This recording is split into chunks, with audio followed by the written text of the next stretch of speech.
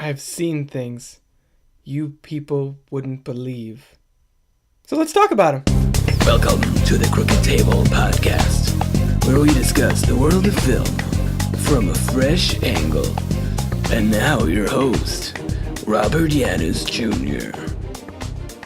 Welcome to the Crooked Table Podcast. This is Rob. Even though the film we're going to talk about this episode is still a week or two old, I still feel like I'm starting to catch up. There hasn't really been that many standout films that I have yet to see, that I haven't seen since Blade Runner 2049, which, spoilers, is what we're talking about this episode.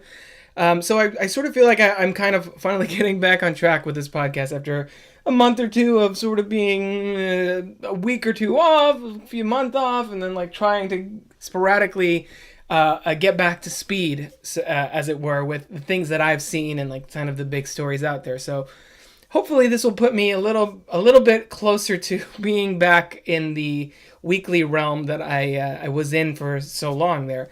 So this episode, like I said, we're going to be talking about Blade Runner 2049. As far as other things that I've been doing lately, catching a lot of Unbreakable Kimmy Schmidt. For some reason, thanks to War for the Planet of the Apes, I sort of fallen down a Planet of the Apes rabbit hole. I'm in the middle of Beneath the Planet of the Apes at this point. I'm looking forward to catching Escape from the Planet of the Apes, because those films were before my time, so just kind of curious about a little bit of the history behind that long-running franchise.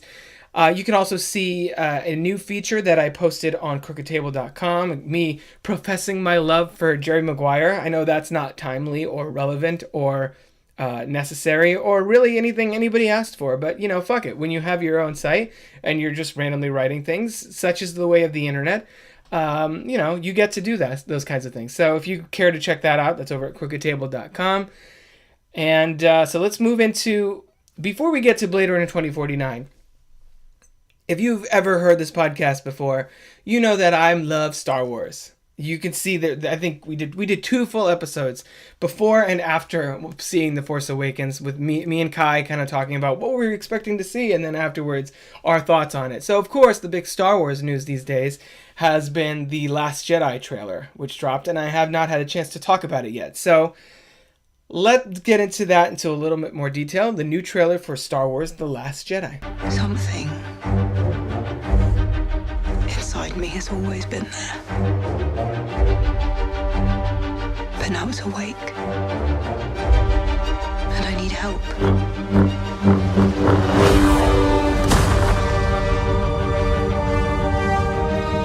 I've seen this raw strength only once before. It didn't scare me enough then.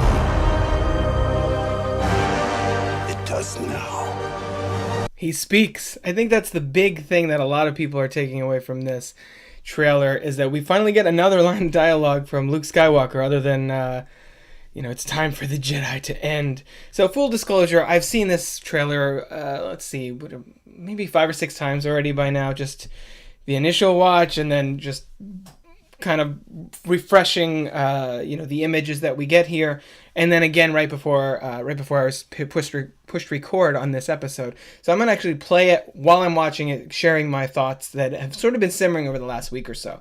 So it's very interesting here what's going on. Like, before you even get the logos, you get all these foreboding shots of AT-ATs or some version of AT-ATs.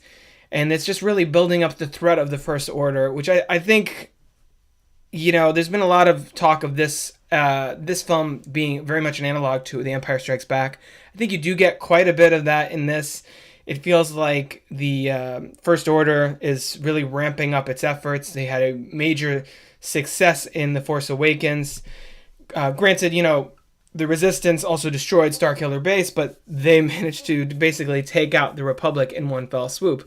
So I think this film, they're probably riding on a little bit of a high, having dismantled the Resistance and their sort of their resources, as well as Kylo Ren taking a step towards completing his training. That was one of the big reveals at the end of The Force Awakens, that I'm telling you guys like you haven't seen the movie, that he's not even done training himself, is not done with his training, let alone Rey and her journey with Luke in this. So I think it does very much seem apparent based on this trailer, especially, that Kylo Ren and Rey are on parallel paths. Now, from the previous trailer, I think there was a lot of speculation. Well, are they going to be brother and sister? And I don't know if that 100% holds together, because it would be kind of weird the way that they had Rey and Han interact. They did deliberately cut away right when he's talking to Maz Kanata about who Rey is, and he does seem really quickly to take a liking to her and want to keep her around to keep watch over her and that kind of thing.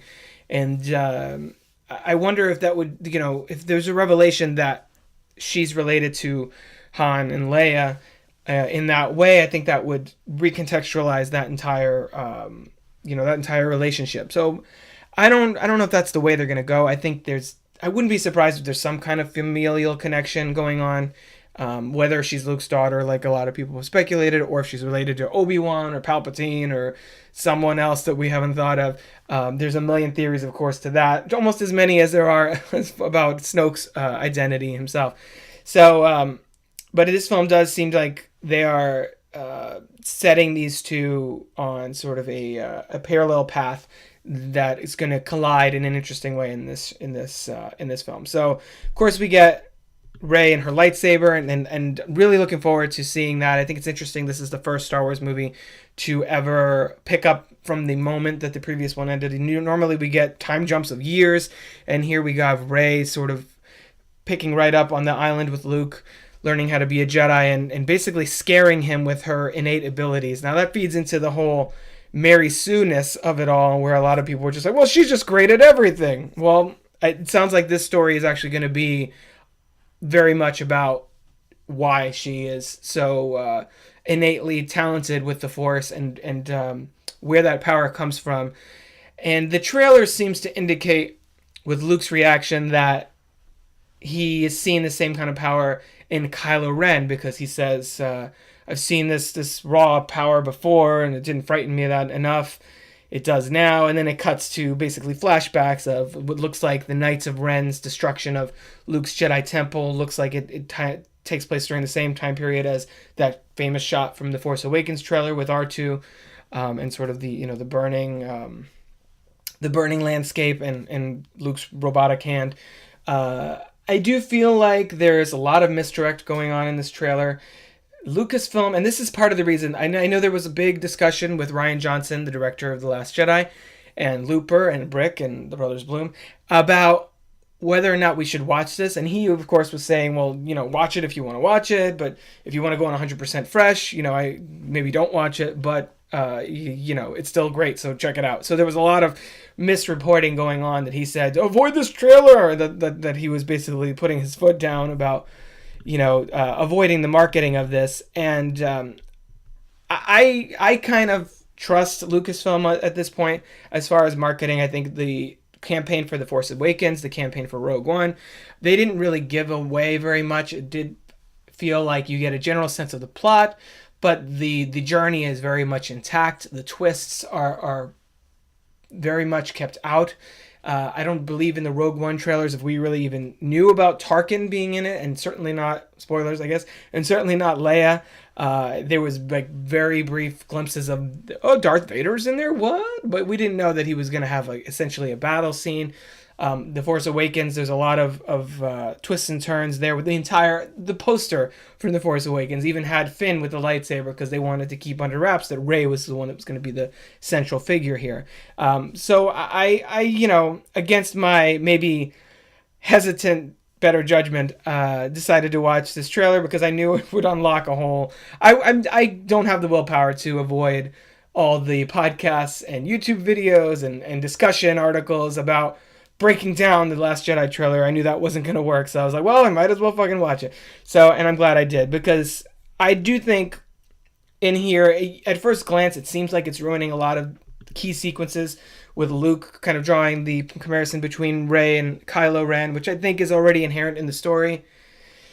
And you knew that they were on a sort of a collision course at some point. And we knew that Kylo Ren was going to destroy his mask. We saw that in the previous trailer, the kind of the remnants of his mask. And I even think one of the most pivotal moments in the trailer is clearly the Kylo Ren, trying to decide whether or not he's going to destroy the ship that it appears his mother is on. And, looks like his scars are fresh. So this also moment with him in the ship probably does dovetail directly after the end of The Force Awakens, just like Rey and Luke's thing on the island does. I don't feel like these scenes are happening at the same place at the same time necessarily. I think that even though I don't know 100% how I feel about it, it does feel like this moment specifically is sort of playing up the tragedy surrounding Carrie Fisher and sort of maybe tugging at our being a little bit emotionally manipulative, just because they know that we lost Carrie Fisher and how hard that has hit the Star Wars fan community, and kind of playing up the fact that Kylo Ren might take her out now too on screen.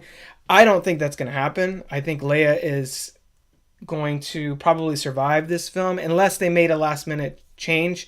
From some of the things I've read, it didn't sound to me like Leia's fate was altered due to Carrie Fisher's passing, at least for this film. It sounded like they were going to basically let that be addressed in episode 9, whatever that ends up being called. And I think that might be the right way to go. I actually did an article for cheatsheet.com several months ago after she passed away, kind of delving into some of the different ways that they could deal with Carrie Fisher's passing and resolve Leia's storyline. I don't think having her son, her on-screen son, murder her in cold blood is going to be the way that they're going to go about it. Because one, it's repetitive, because he just killed his father in the previous movie. It feels like a repetitive story beat, and I trust Ryan Johnson to throw a little bit more complication and, do something more interesting than just kind of do the natural progression from the previous movie. It does feel like this one has some twists and turns up its sleeve, and even though the whole Empire Strikes Back parallel and comparison is going to be made, it's already being made. I think that the general structure of this main character on an island being trained as a Jedi, and sort of the mounting pressure, the mounting conflict between the good guys and the bad guys, in this case the Resistance and the First Order. I think that's probably as far as the comparisons are going to go. And Rey's sort of grappling with the light side versus the dark side, like Luke did in Empire Strikes Back. Now, whether she ends up taking a different path than him remains to be seen. I mean, we did see Anakin sort of turn to the dark side, and then Luke fight that off, and then, it's kind of remains to be seen which way Rey's going to go. But the way it seems like they're taking a very different approach than the dichotomy of this Jedi and the Sith, and that they're trying to find a little bit more of a moral gray area here. And there's been the concept of the gray Jedi that's been, I think, in expanded universe stuff. So I wouldn't be surprised if this film delves into that a little bit more. Okay, now we're seeing a Millennium Falcon back in action, and of course the Porgs. You get a key Porg moment in here, and I'm cautiously optimistic that Ryan Johnson's not going to turn this into another Ewok thing. I'm of the mindset that the Ewoks are sort of the precursor to George Lucas deciding that this franchise was for children solely, and in a franchise that is pretty dependent on its merchandising. The Ewoks felt to me to be one of the most obvious cop-outs as far as this character's in here to sell toys. And of course that is the Porgs. From a business standpoint, that is what they're doing in this movie. But will they be so overbearing to the point that they take up the entire middle act of this film the way the Ewoks did with Return of the Jedi? I trust Ryan Johnson not to do that to us. I think they're going to serve a function, and they're going to be the cute little side characters, but I don't think that they're going to ultimately get a ton of screen time. It would really suck if Star Wars all of a sudden has a minion level, minion level critters running around, essentially taking the focus off of the main storyline and the talented actors that Kathleen Kennedy, J.J. Abrams, and such have put together for these films. I'm very happy to see that Oscar Isaac appears to sort of be taking a much more pivotal role in this film, moving up perhaps in the First Order.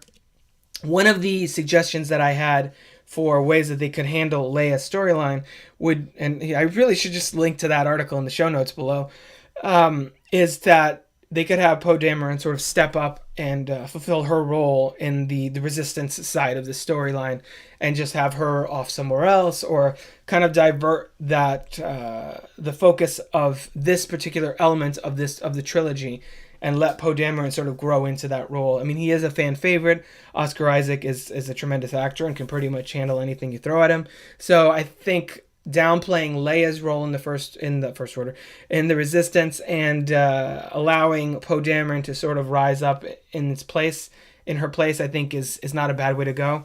I think it's telling to me that Finn is barely in this trailer. I think he's in one shot in the previous teaser, sort of in a hibernation pod of some sort, or probably still healing from his injuries. And here we get straight up tease of him and Captain Phasma battling it out, which makes me feel much more relieved about Captain Phasma's use in the previous film. I mean, I sort of assumed that wasn't all we were going to get from her, and that this was basically just an introduction to the role she would play in this trilogy. She did feel very much a Boba Fett style character, where at least in the special editions, Boba Fett has like a brief cameo in A New Hope in the terrible Jabba scene. I know it's unfortunate, but at least we get that Boba Fett kind of breaking the fourth wall for a second, I guess, moment, and then kind of rises to become a more pivotal character in subsequent films. And I think Captain Phasma has a lot of potential to be an interesting character in that regard. And the fact that Finn and Han left her, I guess, in the trash compactor was, she's sort of out for revenge now with Evan Crap, whatever his calling them sign is. And I think that could be an interesting battle for this film. Of course, it's going to be very much a B story, since the trailer and the marketing material and just fans' overall interest means that this is basically going to be a Kylo and Rey story. It's and we get some brief glimpses at like ice wolves or whatever that is, and then Luke and Leia looking distressed. I'm personally, and I've said this on the episode where I talk about Rogue One, I like when Star Wars is focused on the dark side and the light side, and that eternal conflict, because at its heart, that's what this franchise has always been about, is kind of towing the line between what's good and what's bad, and either finding a middle ground, which seems to be what this film is addressing head on, or sort of making those difficult choices to choose your path. And I like that this film is complicating that in interesting ways and adding all kinds of wrinkles to that. What the real mystery here is, and I know we get some choice footage here of Snoke finally, is what the hell is going on with Snoke? What is his origin? What is his purpose? What is, what's going on with him? I think I've read a number of the theories. Honestly, the one I buy into the most is the Snoke is Ezra Bridger from Star Wars Rebels. There is a certain resemblance involved. There is like a scar, and I think considering that Rebels has one more season and then it's done, I think the timing of that makes a lot of sense for Rebels to lay out the backstory for Snoke and to conclude soon after the general audiences learn that Snoke is in fact Ezra Bridger, leaving Star Wars Rebels the chance to sort of lead into that a little bit. And the only issue that they're really going to have is for general moviegoers who are not familiar with Star Wars Rebels or any of the canon or pre-canon, the Legends, I guess now, side of the expanded universe, just explaining who he is and making it feel like they're not missing a tremendous chunk of information. I think that the film could pull that off and have that reveal be there without sort of alienating a large segment of the audience that has no clue that Star Wars Rebels is even a thing, let alone who the characters are on it. But if you've seen Star Wars Rebels and you know anything about Ezra's story, you can easily see how that evolution could put him into Snoke territory. Snoke does seem to be a lot older than you would assume that Ezra would be at this point. But I mean, we've also seen Palpatine look a lot older at a certain point. So I mean, that could be, they could chalk that up to him tapping into the dark side or something. Even though it doesn't seem 100% for him that he's going to be a Sith, it does seem like he and Luke are sort of outside the Jedi Sith parameters of things, which would make sense why Luke might be the last Jedi, because I think going forward we might have a new subset of Force users, at least in the films, because there have been a lot of those. There's been a lot more dissection of what it means to use the Force in novels and games and things like that. That has yet to really make its way into the film. Also, going back to the sort of deception going on in this trailer, I do think that the Kylo Ren, Rey momentary alliance that this trailer sort of hints at, I do think that that's probably not the same scene. I think that they're just trying to convey Rey's inner turmoil as far as what she's supposed to do next, and draw a connection between those two characters. But I ultimately don't think that that's going to be the way it happens. If Rey does turn to the dark side, I don't think it's going to happen in that moment or in that way. I think it still would surprise audiences. The marketing people at Lucasfilm are especially lately, are really on point with finding ways to convey the tone and the narrative focus of a film without full-on spoiling key moments. And that's why ultimately I felt comfortable watching this trailer as many times as I have, because I don't feel like anything is going to be ruined in the experience when I go see the movie on December 14th. And yes, I already have my 3D IMAX tickets. Again, couldn't be more excited about this. A huge Star Wars fan since the special editions. I talked about that on a completely different episode. I guess I'll put some of my previous Star Wars episodes in the show notes below.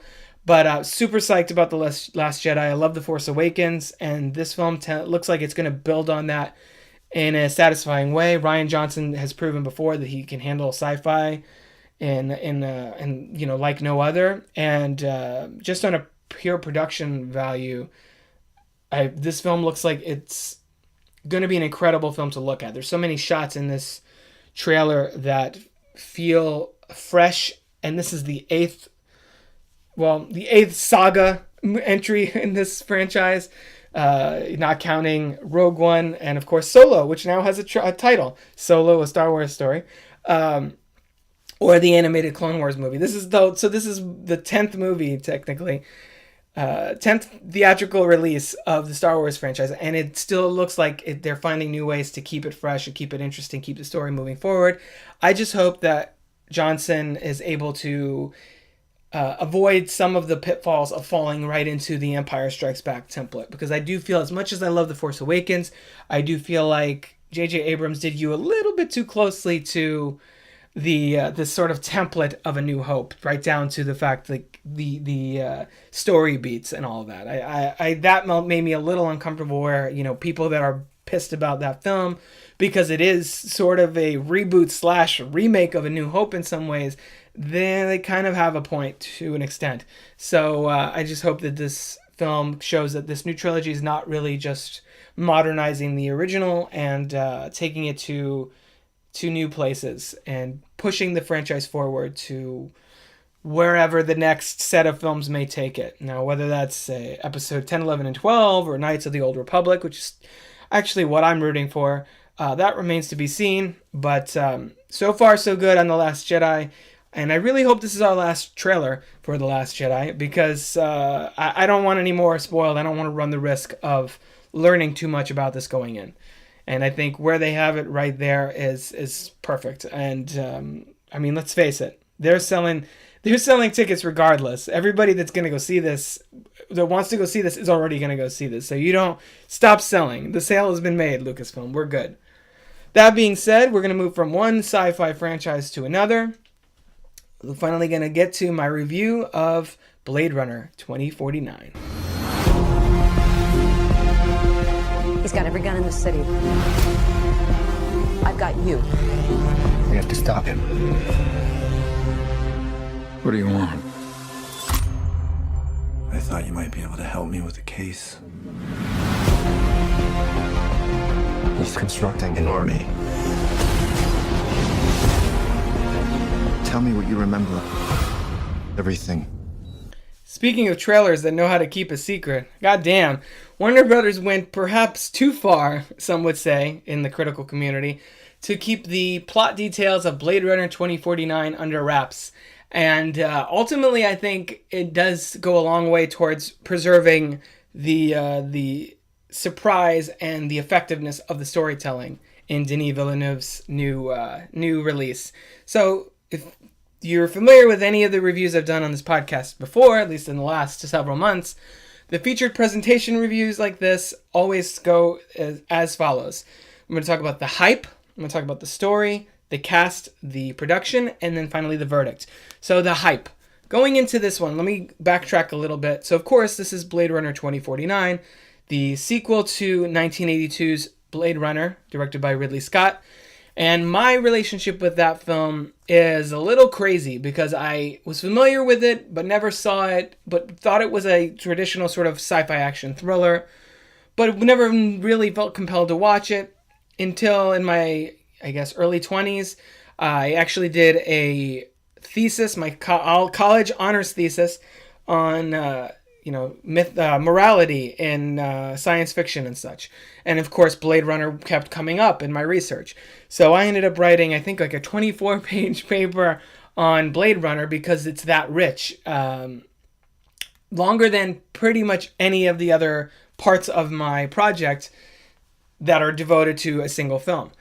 So, when I first watched the film, I wasn't largely blown away. To me, the way I always describe Blade Runner is it's one of those movies that's not so much entertaining as it is interesting, as it is fun to think about, to discuss, to research, to break down. It's not really the kind of film, it's not a thrill ride, basically, let's put it that way. It's not Star Wars.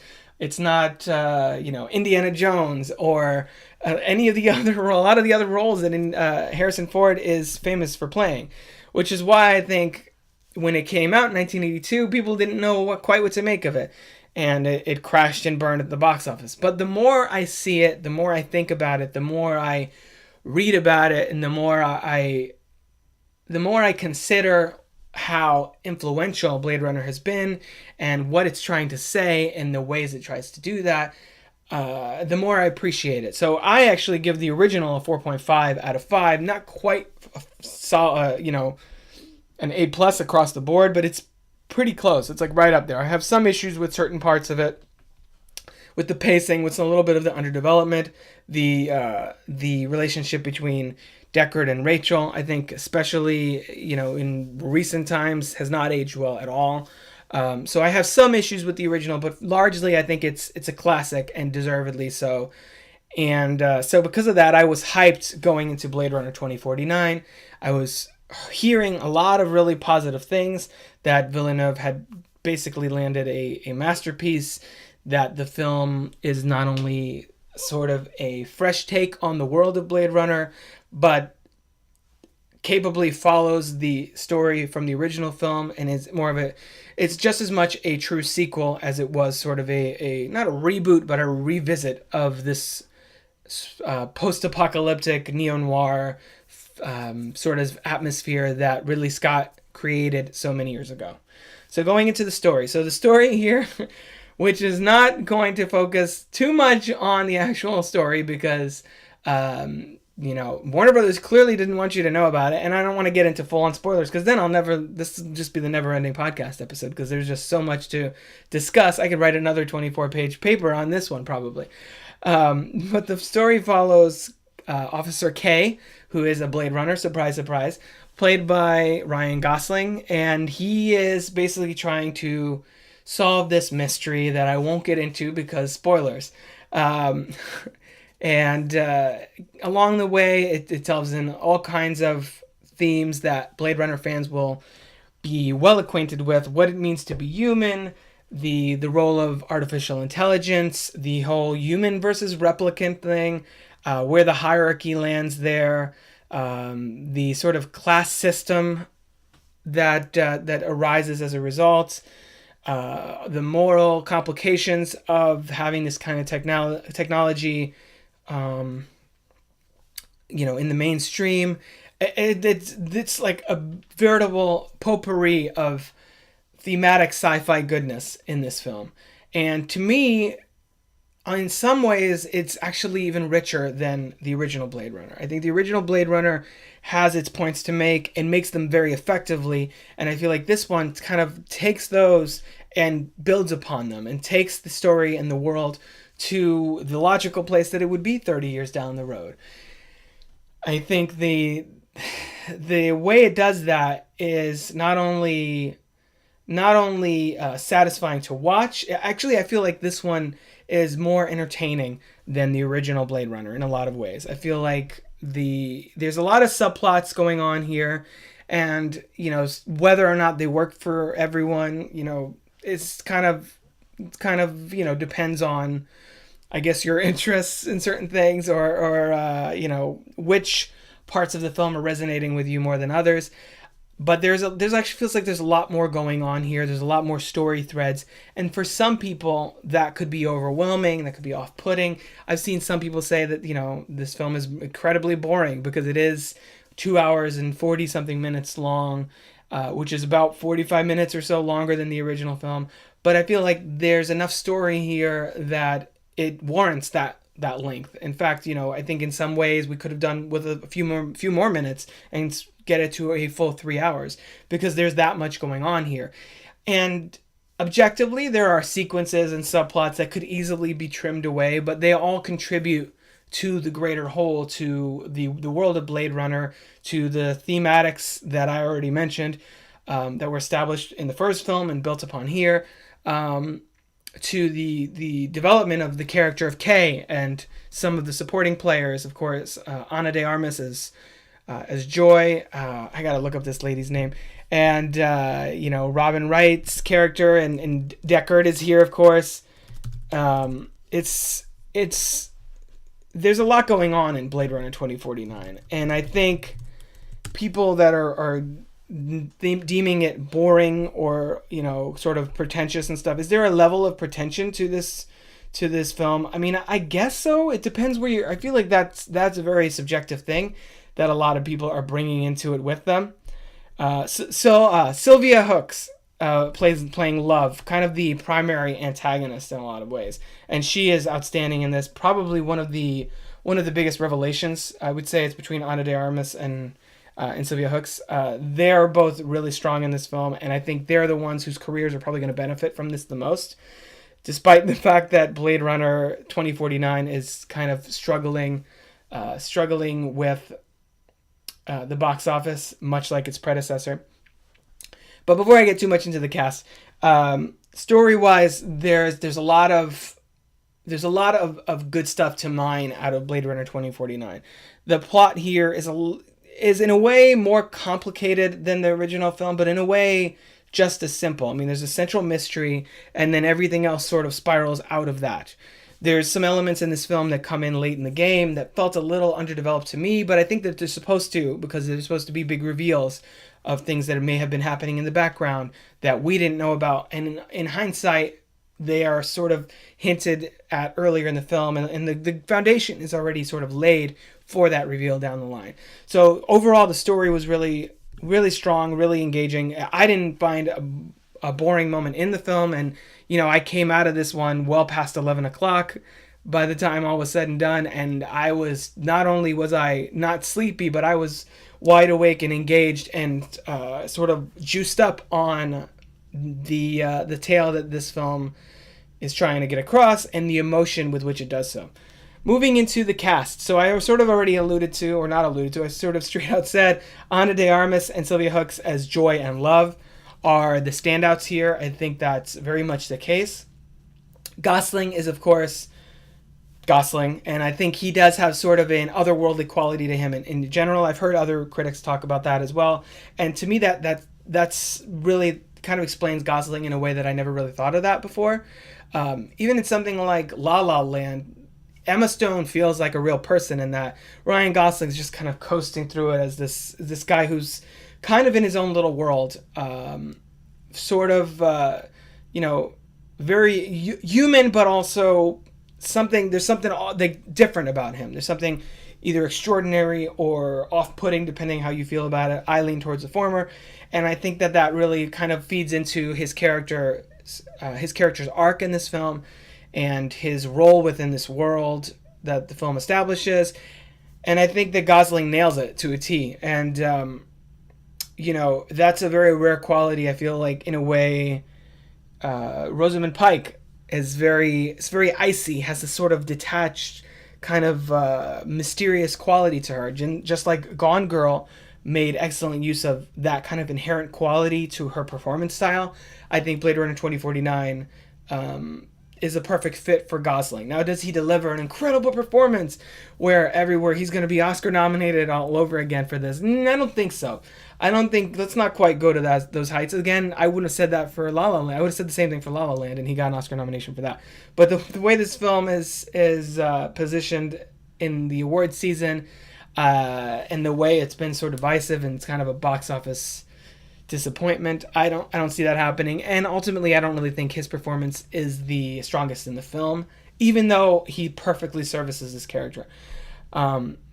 Jared Leto is in this, of course, as everybody knows, making himself blind for some reason on set, just up to his old jokery tricks again. And he's only really in a couple scenes. I think he fits this role too, just because he brings his Jared Leto-ness to it, and sort of and he fits into this storyline in the way that he's supposed to. He's supposed to feel like a little nuts, a little sociopathic, a little basically. He's supposed to be a little confounding in some ways, and I think Jared Leto brings that to this. And the fact that they kept his screen time to a minimum, I think, was a wise move. Dave Bautista and Robin Wright are in this film as well, and I think that they're both really good with the roles that they have. I think their characters are overall very underdeveloped, especially Dave Bautista. I mean, he has the more limited screen time of the two, but you don't really get to know either of them particularly well. They're kind of there to service the main story. The real focus is on Ryan Gosling, Ana de Armas, Sylvia Hooks, and of course Harrison Ford as Deckard, who I think gives a much better performance here than he does in the original film. There's more depth to his character. We get to understand Deckard a little bit more. I mean, the whole time he's heavily featured on the marketing for this film, of course, because it's Harrison Ford, and he doesn't show up till probably at least 2/3 of the way through the film. I'd say more like 2/3, not more than halfway, so probably about 2/3 of the way through the film almost. And yes, I was wondering when he was going to come into the film, but there was so much going on in Blade Runner 2049 that I wasn't sitting there checking my watch being, where's Harrison Ford? So, but when he does show up, it does serve the story, and I think he brings a lot to it and offers a really interesting follow-up to the original film. I will say, though, one thing that did kind of bug me, and I know other people have mentioned this elsewhere as well, the sort of retconning of Harrison Ford's Deckard's relationship with Sean Young's Rachel from the original film. I mean, I don't think that's a spoiler to say that Deckard's relationship with Rachel and, the fact that the two of them sort of end up together by the end of the original movie is addressed here, and it's very much retconned as sort of a great romance, and I think that that's a little troubling considering very rape-heavy context of the way in which they sort of get together in the original movie. So that bummed me out a little bit and kind of rubbed me the wrong way. But, whatever. Blade Runner 2049 is going to do it. It's going to do it itself, I guess. So that's just something that kind of bothered me in this film as regards to his character. But that's really more the fault of Blade Runner itself than it is Blade Runner 2049.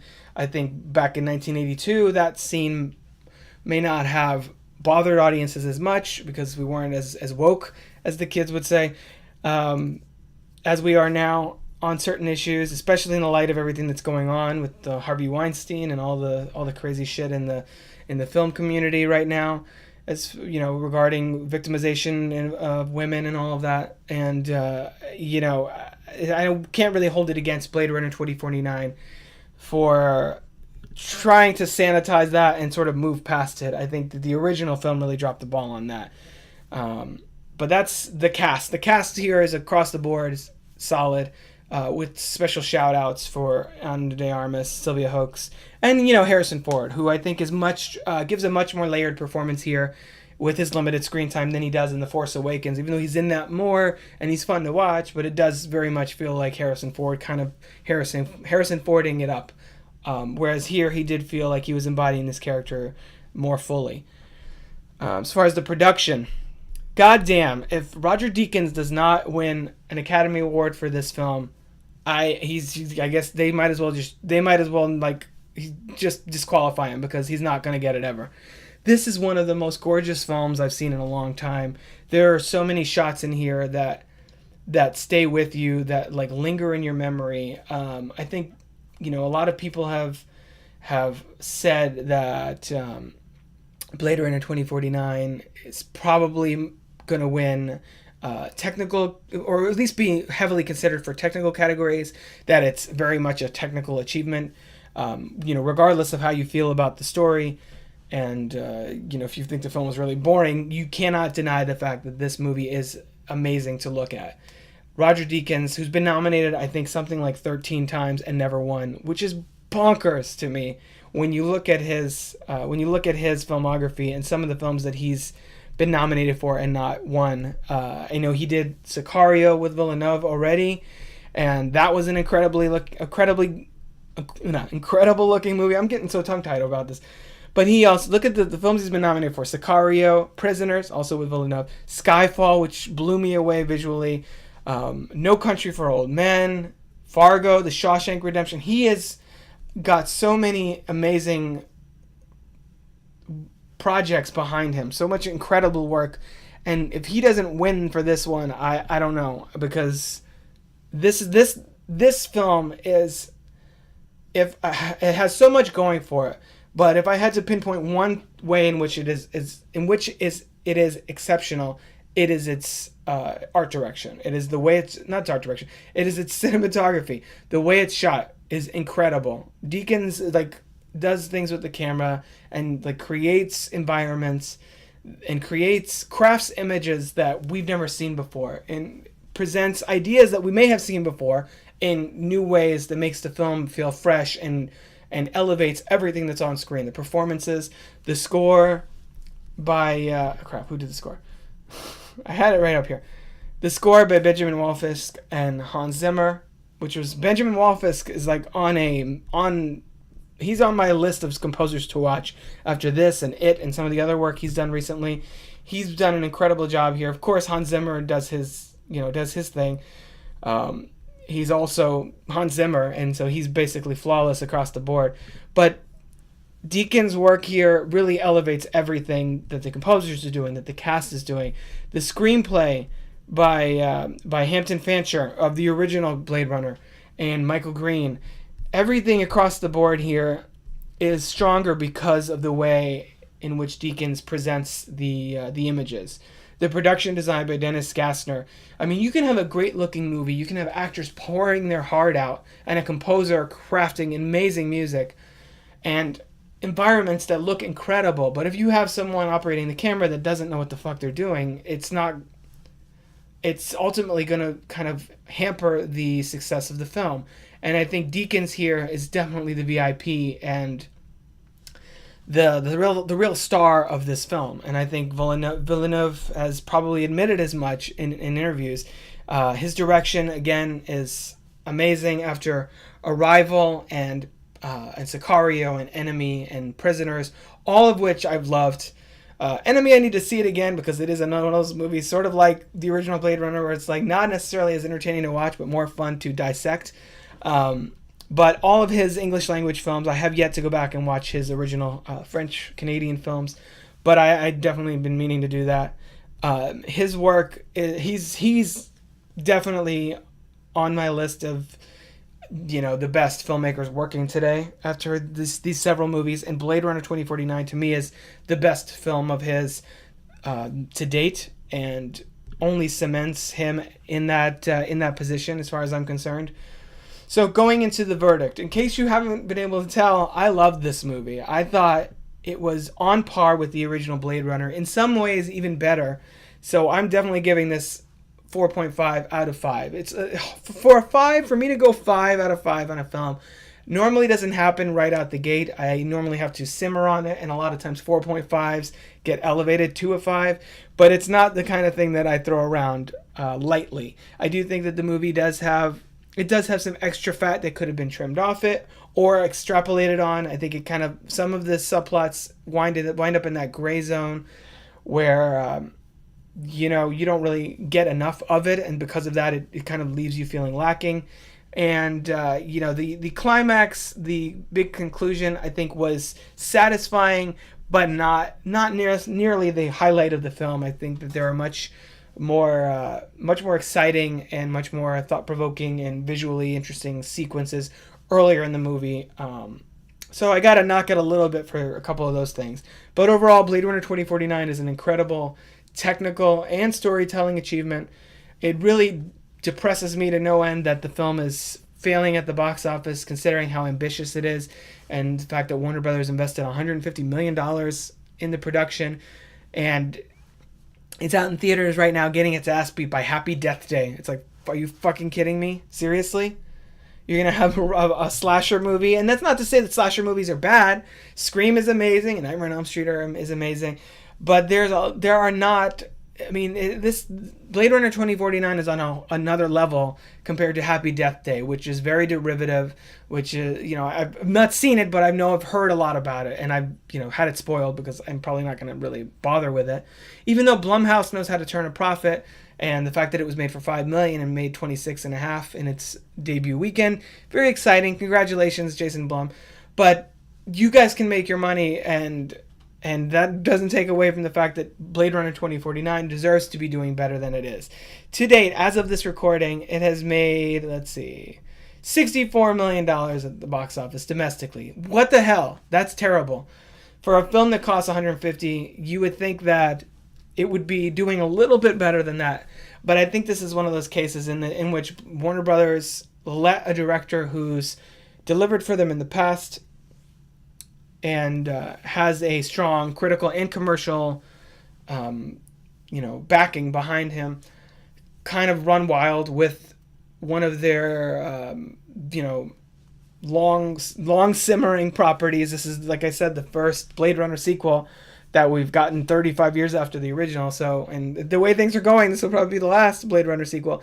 And I think that the production house behind it and the studio was really banking on the name recognition that I don't think a lot of general moviegoers have. I mean, if you're a millennial and you loved Blade Runner 2049 and Blade Runner is your jam, then I think you're probably a cinephile, you're probably really into science fiction, or you're really into movies in general. But for audiences that are just going to the movies to spend, for something to do on a Friday night, they might not have any connection to Blade Runner at all. They might barely know what that is. So I don't think the name recognition really takes this film as far as it should, and definitely not as far as the studio was anticipating. So, I mean, there's still hope that, with Blu-ray sales and, VOD numbers and things like that, that Blade Runner 2049 will ultimately turn a profit, but it'll probably be a long time from now. And it's a disappointment for me because this is definitely going to end up in my top 10 films of the year. I think Villeneuve has crafted something really special here. And at the very least, if we don't get a third Blade Runner film, I hope that this garners enough of a following over the next several years that we get some kind of Blade Runner expansion of this world. I don't necessarily need this to be a Marvel Cinematic Universe style. Or like, I'd give me 15 Blade Runner movies. I don't think we need that. But a comic book, a novel, an anime. I know there's been three short films that have sort of spun off from 2049. But like this is property has a lot of potential to grow into something a little bigger, a little more substantive, and without spiraling out of control, mind you. I don't think we need a Blade Runner film every year like Star Wars. I feel like that would dilute the brand entirely. But if nothing else, I do feel like Blade Runner 2049 is going to age very well and probably be regarded as a classic in 30 years down the line. So Blade Runner 2049, it's probably still playing near you. Please go see it before it's gone, because this film, especially with Deacon's cinematography, definitely needs to be seen on the big screen. Wait to see Happy Death Day until it hits Redbox or something. That film's already turned a profit. Now go back to see Blade Runner. If you've seen Blade Runner 2049, you loved it, go see it again, because it needs the support, and we need to support ambitious films like this. Even though, yes, it's a sequel, so it's not necessarily... I know that's usually the big narrative among the critical community, like, oh, support original films. It's not an original film, but it's an ambitious one, and something that's trying to go for something much deeper and more philosophical than just a popcorn flick. And I think that, whether it's a sequel or original, whatever, I think that deserves to be commended. So Blade Runner 2049, check it out. That's pretty much all I have for this episode. I know I went on longer for Blade Runner 2049 than I thought I would, but that's all we have for now. You can rate and review us, the Crooked Table Podcast, on iTunes if you'd be so kind. We're also on Stitcher. You can find me, Robert Yaniz Jr., on Twitter at Crooked Table. We're also on Facebook and the other social medias. You can find more podcasts, reviews, videos, and other movie-related goodies at crookedtable.com. Next episode, we're going to be talking about something else. Not sure exactly what that's going to be yet. I still have to figure out my schedule, what I'm going to see, what I'm going to have to talk about. But in the meantime, Halloween's coming up. There is an episode that we did last year, I believe, Crooked Commentary of me and Kai talking about The Nightmare Before Christmas, one of my favorite films, one of my favorite animated films as well. Definitely check that out since it is the season. And until next time, I've been Rob. We'll catch you around the table next week. Roll credits.